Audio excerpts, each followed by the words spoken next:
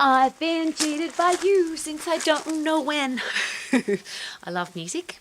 And cheating is a really interesting question. Cheating, lying, stealing, people that aren't loyal, people that lack integrity.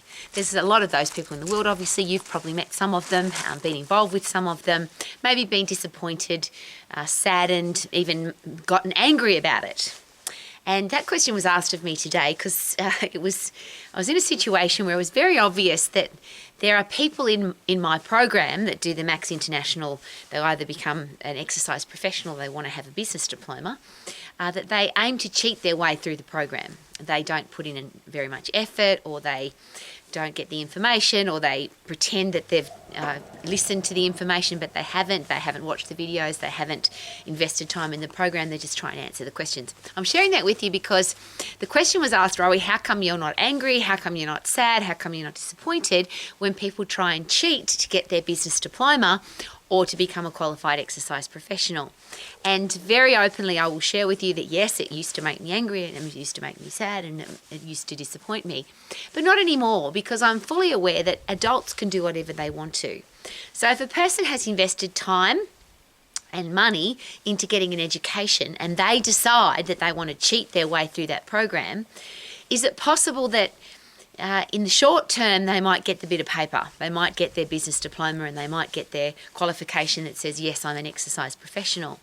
But life's going to catch up with them, isn't it? If you are an exercise professional and you don't know how to get people healthy, fit and strong safely, if you don't have the anatomy and physiology knowledge that's going to help your clients to be healthy, fit, strong, energetic, lean for the rest of their lives, won't that catch up with you financially, emotionally, spiritually, in one way, shape or form, in some way, sooner or later? And I can't take responsibility for that, because people, humans, adults, have to choose how they're going to live their life. Now, the only warning I would share, if you are looking at investing in an exercise professional, or any professional for that matter, whether it's a lawyer or a doctor or an architect or an engineer or an accountant or a builder or a landscape gardener or a car mechanic, we have the right as consumers to believe that the people that we give our money to are qualified, they know what they're doing. And this is just something that I always suggest, and it's a beautiful thing. Everywhere that I go and every business that I'm involved in, usually the certificates, the qualifications, the university degree, whatever it is somewhere on the wall or on the website in that person's business. So whether it's my beautician or my builder or my chiropractor, they put their qualifications up on the wall. Now, the first part of that is obviously if somebody is qualified, that you will now know that they are. And the reason I share that in particular for exercise professionals, but there are doctors and lawyers and accountants and engineers that have done exactly the same thing, where they're not qualified and they've been caught out. So we have the right to ask. If you can't see a qualification, if you can't see a university degree, if you can't see a certificate, then you have the right to ask for it. Now, the interesting thing, though, is that if somebody has a qualification or a certificate, it doesn't mean that they know their stuff. So that's why I always suggest, and particularly if you're going to anybody, any professional to do with your human body, would it be a really good idea to go with really intelligent questions, or a series of questions that would perhaps test the person so that you know that they know their stuff.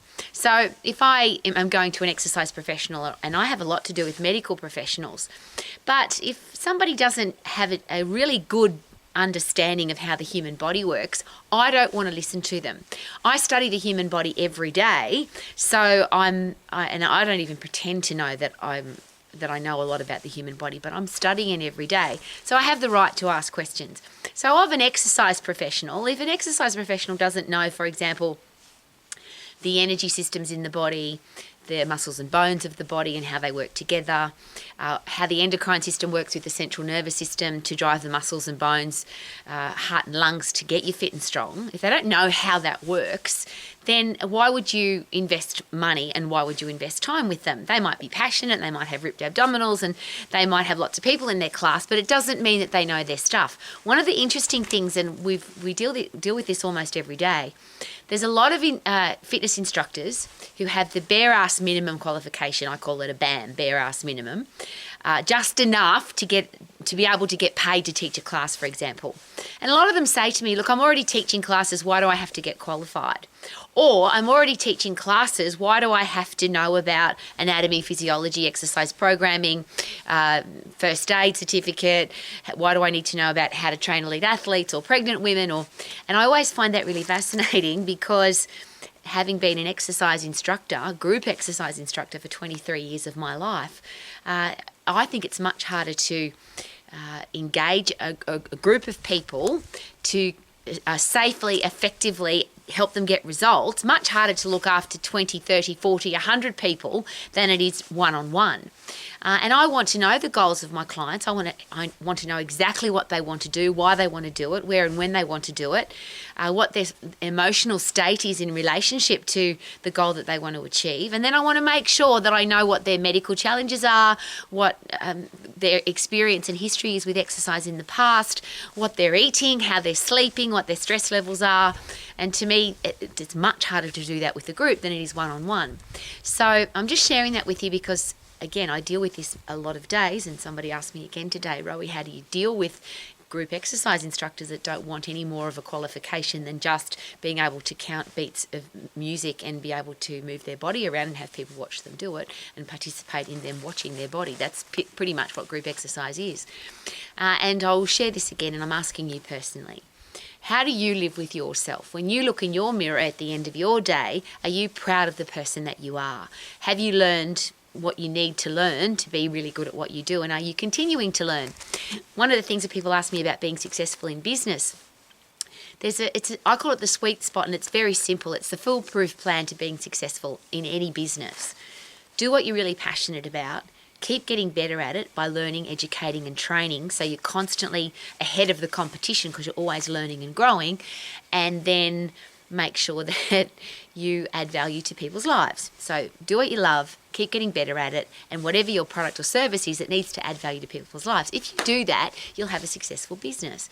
Now, the first part is if you're doing what you're passionate about, surely you want to keep learning, you want to keep getting better at what you do, not do just enough to get by. Look, I'm really passionate about being an elite athlete, but I don't want to train. I just want to do just enough to be able to rock up at the race. And if I lose, well, that's okay.